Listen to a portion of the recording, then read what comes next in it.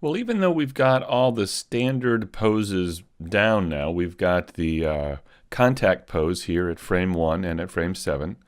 We've got the down pose here at frame 2. We've got the passing pose at frame 4, and we've got the up at frame 5. And we've got the reverse of all of these over here from 7 to 13. But if you notice, there's these empty frames. There's 3 and 6 here. And even though I don't have a particular name for these, I feel like I need to clean them up a bit. They're kind of wonky now, and they don't really look good as poses. So let's try and work on these a bit. So we've got our contact pose here, our down when the foot hits flat here on the ground. What I need on frame 3 is that foot to continue to be flat on the ground and actually be underneath the character, kind of supporting the weight or the center line of the character. And I need this back foot kind of passing by that. So let's try that. I want to take that foot control here of the left foot and hit Alt-R and clear the rotation on that. I'll also press Alt-G to clear the location. And on this foot roll, I'll press Alt-R as well. So now we've got that foot right back in the center where it began, flat on the ground. And that's what I think we want for that. For this one here, let me make sure the rotation's zeroed out. Yikes. And let me clear the rotation on this one real quick, and now I'll rotate that back. Let me go to my rotate tool so I can rotate it in this axis exactly like this. Alright, let's see how that works. I'm going to come back to my contact. There's the down, there's that in between on frame 3, and then the passing at frame 4. That looks pretty good. Like that. We've got our up position at frame 5. And at frame 6, this should be kind of the only frame in the cycle where both feet are off the ground. And they are, and that's good, but the pose itself isn't real great. I'll go ahead and make sure this is cleared with Alt-R, and then I'll rotate it back up just a bit, like so, and maybe even bring that out a little bit so it's a little more extreme. And this, I'll go ahead and clear the rotation just so I know that it's clear, and then I'll rotate this back and maybe bring him up like that. So it's a little more of an interesting pose. Angle that back some like that. Alright, so we've got, let's see how we did here. Contact, down, that in-between pose at frame 3, the passing, the up, and that in-between when his feet are off the ground, and then back to the contact. Okay, so let's select everything now. I'm going to go ahead and save just in case here. And I'll go back over to frame 3, and I'll copy that with this button here.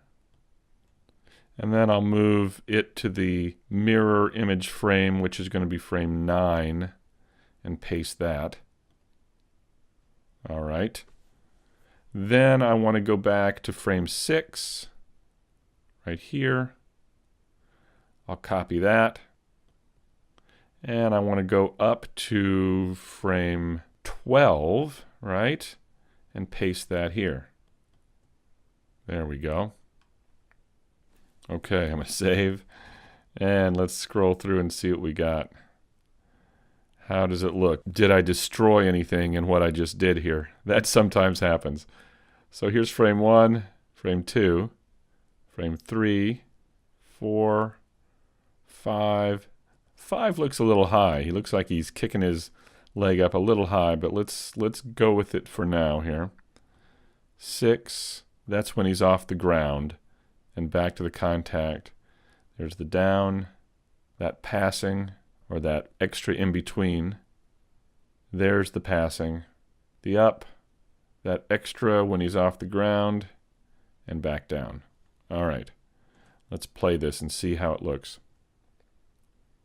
All right, not bad. Now, one thing you'll notice is that it's got a little bit of extra glitch or something at the very end of the cycle, and that's because we've duplicated frame 1 to frame 13. And I did that just so we'd have a constant loop. But ultimately, when we actually use the run cycle, we'll just use frames 1 through 12. So I've changed the end to 12 here, and now there shouldn't be quite as much of a pop.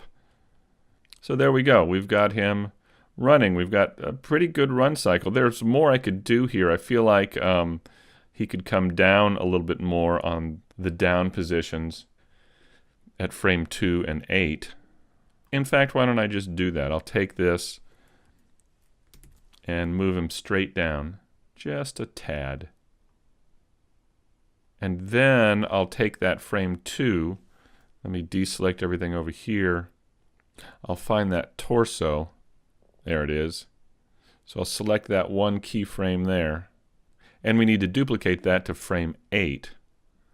So here's frame 8 here. Shift D, and I'll move it to frame 8 there. There we go. So now let's see how that works. Yeah, he goes down just a little bit more. Good. Okay. So now that we have the basic run cycle for the legs from the side view, let's switch over to the front view. I'll hit the 1 key. And let's just take a look at where everything is positioned from the front view now. Here's the initial contact pose, and it looks to me like the knee's a little pointed inward a little too much. Let me go forward some. So yeah, it looks like the knees, especially here, are pointed or are pushed in too far. So I think I just need to go through and adjust the knee controls a bit to try and get them the way we want them here. So maybe this can come out a bit to be more in line with the foot. Let's move forward some here. I feel like this knee could come out a bit right here. So we just need to go through and make sure it looks like the legs are in a position to support the weight of the character. Now at this pose right here, I feel like that knee could come out just a little more like that. Now I'm creating a lot of keyframes here, and I may need to go through and delete some of these. Let's see how it looks. That's not bad.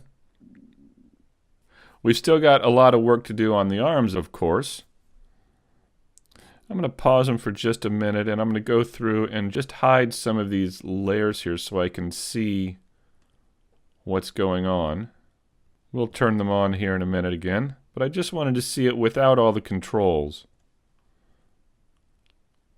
So we've got some jittery stuff happening on the arms and the hands, and that's fine. There may be more tweaking we can do once we get the arms set up and they're not glitching out like that so much. But generally speaking, I think we're doing all right.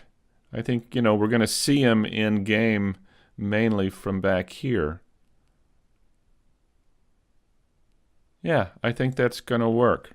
So, let me pause them here. And what we'll do in the next video is we'll start working on swinging those arms back and forth with the hammer and the shield.